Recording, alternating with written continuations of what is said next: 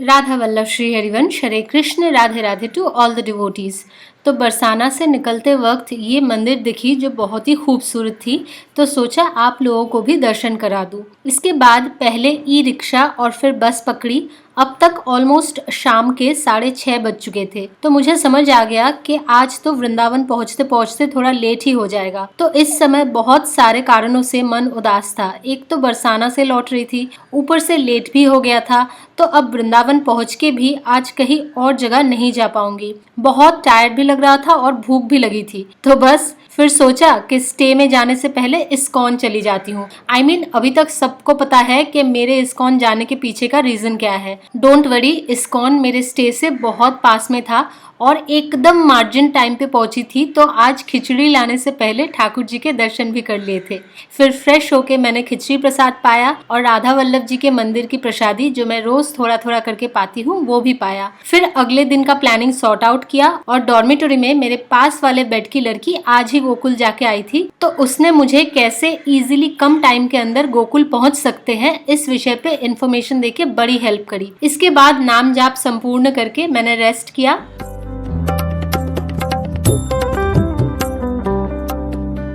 अगले दिन सुबह नींद से उठ के मैं फ्रेश होके रेडी होने लगी गोकुल जाने के लिए। निकलने से पहले थोड़ा सा सत्तू शरबत भी पी लिया, क्योंकि अभी बहुत देर तक ट्रैवल करना है और आज बहुत बार ब्रेक जर्नी भी है, इसीलिए थोड़ा टेंशन भी कर रही थी। लेकिन मुझे राधा जी के ऊपर पूरा भरोसा है, वो अपने बच्चे को जरूर टाइम पर पहुंचा देंगी। तो ऑनेस्टली मैंने गूगल से देखकर जो प्लान बनाया था उसके हिसाब से मुझे पहले मथुरा जाना पड़ेगा, उसके बाद वहां से दूसरा ट्रांसपोर्ट लेके गोकुल जाना पड़ता। लेकिन राधा जी की कृपा से उस लड़की ने मुझे बताया कि इस प्लान में टाइम भी ज्यादा लगेगा और बार्गेनिंग भी ज्यादा करनी पड़ेगी। तो अब सुनो कि वृंदावन से गोकुल कैसे कम पैसे में और जल्दी पहुंच सकते हो। प्रेम मंदिर के सामने से आपको ऑटो मिलेंगी जो जाती है छठी ग्रह तक, जिसका भाड़ा है 20 रुपीज यानी कि 20 रुपए। छठी ग्रह से गोवर्धन चौराहा तक बड़ी वाली जो ऑटो होती है ना, जिसमें पीछे भी लोग बैठ सकते हैं, मुझे नहीं पता उन्हें क्या बोलते हैं, वो मिलेंगी, जिसका भाड़ा है 10 रुपए। फिर गोवर्धन चौराहा से टाउनशिप के लिए फिर से बड़ी वाली ऑटो मिलेंगी, जिसका भाड़ा लगेगा 10 रुपए। टाउनशिप से गोकुल तक नेक्स्ट ऑटो, भाड़ा 10 रुपए, और गोकुल से रमन रेती तक ऑटो या ई रिक्शा जो भी मिले उसका भी भाड़ा 10 रुपए।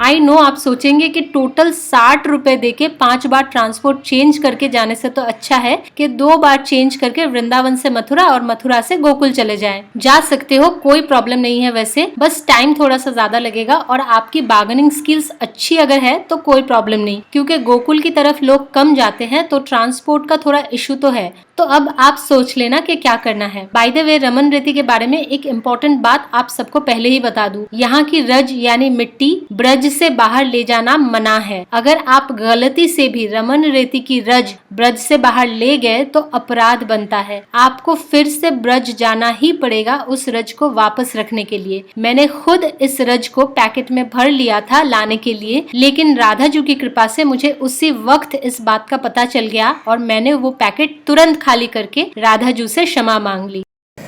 तो मैंने गलती कर दी। जिन ऑटो वाले ने मुझे यहाँ गोकुल तक छोड़ा, उन्होंने बोला कि रमन रेती के लिए मैं एक ही सवारी हूँ तो वो नहीं जाएंगे।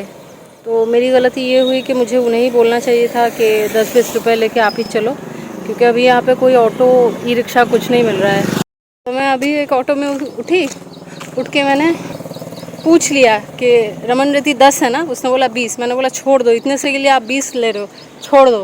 तो 10 रुपये के लिए मैं फिर से रिक्शा से उतर गई। तो ऐसी रोड है, देख लो, खाली खाली बिल्कुल। कब एक ऑटो आए कब जाए कुछ पता नहीं है। एनीवे, इतने सारे हसल्स के बाद finally I reach to Raman Reti, और सच्ची सच्ची सच्ची बता रही हूँ, ये वीडियोस ना थोड़ा सा भी जस्टिस नहीं कर पा रहे हैं इस जगह की खूबसूरती के साथ। अंदर जाते ही मैंने देखा कि बच्चे बूढ़े सब रमन रेती के रेत भरे मिट्टी में लोटपोट कर रहे थे।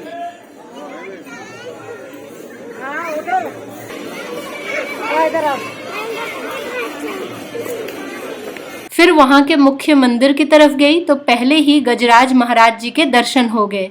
मैंने इनके बारे में सुना तो था, लेकिन पता नहीं था कि आज ही कृपा करके दर्शन दे देंगे। फिर मुख्य मंदिर में अपनी हाजिरी लगाई और थोड़ी देर भजन सुना।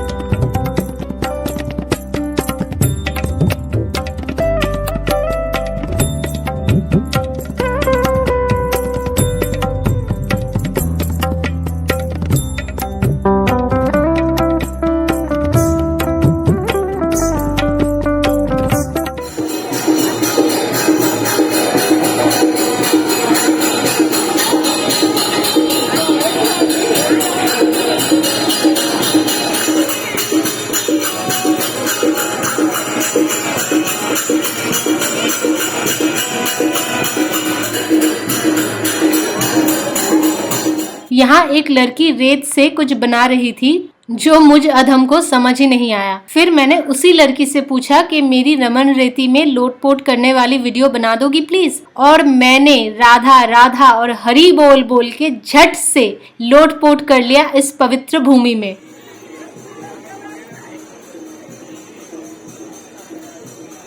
इतने में मुझे यहाँ के नियम कुछ भी पता नहीं है, ये बात समझ के राधा जी वहाँ के पुरोहित का रूप धर के आ गए हेल्प करने। चार कोने का चौक,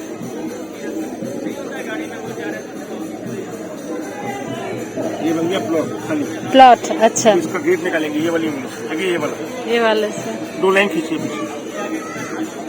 अच्छा, ऐसा हाथ जोड़ के बोलिए हरि का द्वार। हरि का द्वार। कॉर्नर बाकी है ना, गदा, उसमें घुमाइए, बोलिए पद्म। पद्म। ठाकुर जी की चारों भुजाएं, शंख चक्र गदा पद्म। अच्छा, शंख चक्र गदा गदा पद्म। पद्म। थोड़ा ताली बजा के बोलो राधे राधे राधे राधे राधे राधे राधे राधे राधे राधे राधे। ऊपर से आप हाथ करो और एक बार हंसो, एक बार लाफ करो। ये दोनों हाथ को आप ऐसा करिए, बस ऐसा सीधा करिए, हाँ, सीधा एकदम ऐसा भी मिलाइए। और पहले अपने माथे में लगाइए मस्त, और देखिए ऐसा सीधा करिए आप। और जैसा मैं बोलता हूँ ना, आप लोग पहले मुख से बोलिए, सब लोग मुख से बोलो, हे कृष्ण, हे कृष्ण, राधा रानी, राधा रानी, रमण बिहारी, रमण बिहारी, आपके धाम, अपने धाम, आपके धाम रमन रेती में आए हैं, हमारे घर में अपने चरणों का दर्शन देना। अभी इसको ऐसे लगाइए। अच्छा, मिलाना नहीं है, सिर्फ बीजों। अच्छा, अभी राधे राधे बोलिए एक बार, राधे राधे। उठाइए। अरे यहाँ रमन बिहारी, ठाकुर जी का नाम रमन बिहारी, हाँ। और ये जगह में आप लोग जहाँ बैठे हैं इसको बोलते हैं रमन। रमन भगवान ने यह गाय चलाई ग्वालों के साथ में, ये यमुना किनारा, हाँ, ये पूरा जंगल था। हाँ, भगवान गाय चलाने के लिए आते थे, गायों को छोड़कर रस की रज में रमन करते थे। तो भगवान का नाम रमण बिहारी, और ये जगह का नाम रमन बिहारी। यहाँ का सबसे बड़ा 2 महत्व, पहला महत्व भगवान का घर बनाना और दूसरा इसमें लोटपोट करना। घर क्यों बनाया जाए? जो लोग यहाँ घर बना के जाए तो ठाकुर जी उनके बेटा बेटी का हमेशा घर बना के रखें। दूसरा बड़ा महत्व क्या है? यहाँ इस रज में लोटपोट करने से शरीर के सब कष्ट दूर हो जाते हैं और काया निरोगी निर्मल हो जाती है। और उसमें लोटपोट करना, सिर रखना अपना इस साइड में और पैर रखना अपने उस साइड में। अब 3 बार जब इधर जाओ तो राधे राधे बोलना, तो वापस जब आओ ऐसे तो बोलना कृष्ण कृष्ण। ये नियम लौटने का है, लोटपोट करने का, रमन करने का है। और लोटपोट करने से पहले जो घर बनाया ना उसको आप बंद करिए, किसी का पैर न लगे इसके लिए उसको बंद करिए। अच्छा, बहुत सही। कहाँ से पता दिया आप? कोलकाता, कलकत्ता, वेस्ट बंगाल। बंगाली हूँ। बंगाली हैं आप? हाँ। अब मुझे समझ में आया कि वो लड़की रेत से खेल नहीं रही थी। ये प्रोसेस यहाँ की एक प्रथा है और ये होती है कृपा। मुझ जैसे मूर्ख से पूरी प्रथा करवा लिया। और सिर्फ इतना ही नहीं, इन्होंने मुझे इस जगह के बारे में इंफॉर्मेशन स्टोरी की तरह सुनाया और फिर यहाँ पे लोटपोट करने का सही तरीका भी बताया। इतनी कृपा कि ना इन्होंने कोई दक्षिणा मांगी ना कुछ, और आखिर में अपना परिचय देके बोले कि ये यहाँ के ही ब्राह्मण हैं। मुझे तो इस समय ऐसा लग रहा था कि इस मिट्टी में ना चींटी बन के घर बना लूं और ब्रजवासियों के पैरों तले आ जाऊं।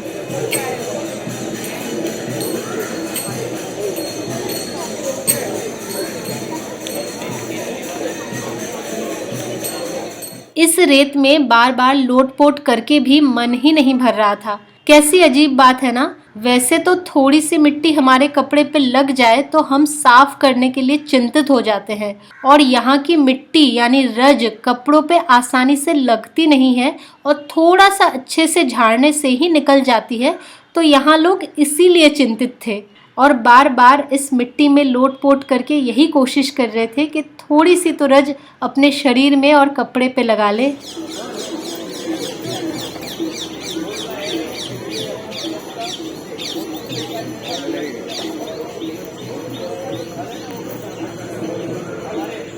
यहाँ पे एक छोटू सा बच्चा भी आया हुआ था जो बिल्कुल लड्डू लग रहा था, लड्डू। ऊपर से इसके चांद जैसे सर पे किसी ने स्वास्तिक बना दिया था। बहुत ही क्यूट था, बहुत ही क्यूट। और ये ना यहाँ की मिट्टी भी खा रहा था, तो किसी ने थोड़ा सा बोला भी कि इस बच्चे को मिट्टी मत खाने दो, लेकिन इसके मम्मी पापा ना सुन ही नहीं रहे थे। वो इस बच्चे को अपने मन मर्जी अनुसार इस मिट्टी में खेलने भी दे रहे थे और खाने भी दे रहे थे। तो बेसिकली मैंने सोचा था कि गोकुल लास्ट दिन जाऊंगी, लेकिन मैं पहले ही चली गई। बाद में पता चला कि राधा जू ने ऐसे मेरा प्लान चेंज क्यों किया। बताऊंगी आप सबको बाद में।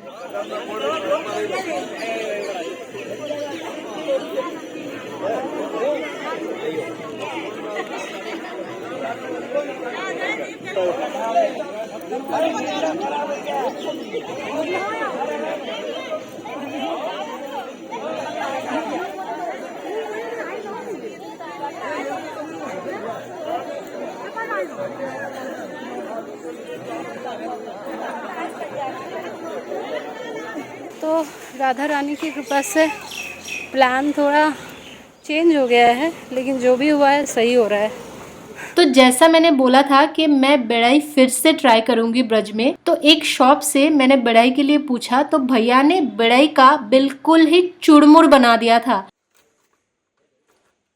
ज़्यादा मत तोड़ो, रख दो। वो तोड़ने में फिर दिक्कत होगी, आपको चम्मच दे दूंगा। नहीं नहीं,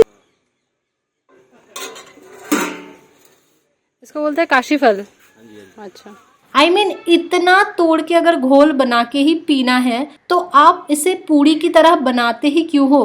क्या लॉजिक है अंकल? एनीवे, यहाँ के बढ़ई का स्वाद फिर भी ठीक ठाक था। हींग का छौंक बहुत ज्यादा गले में लग रहा था, लेकिन फिर भी नया स्वाद था और मुझे अच्छा लगा। और उसके बाद कुछ बचपन वाली याद लिए चलने लगी मैं ठकुरानी घाट की तरफ। राधे श्याम। तो मैंने बढ़ई खाई और ये चटखारे ले लिए। मैंने सुना तो था यहाँ के खाने में हींग तेज़ है। बढ़ई की सब्ज़ी में हींग इतनी तेज़ थी ना, इतनी तेज़ थी मेरे नाक से अभी भी पानी आ रहा है। हाय राम।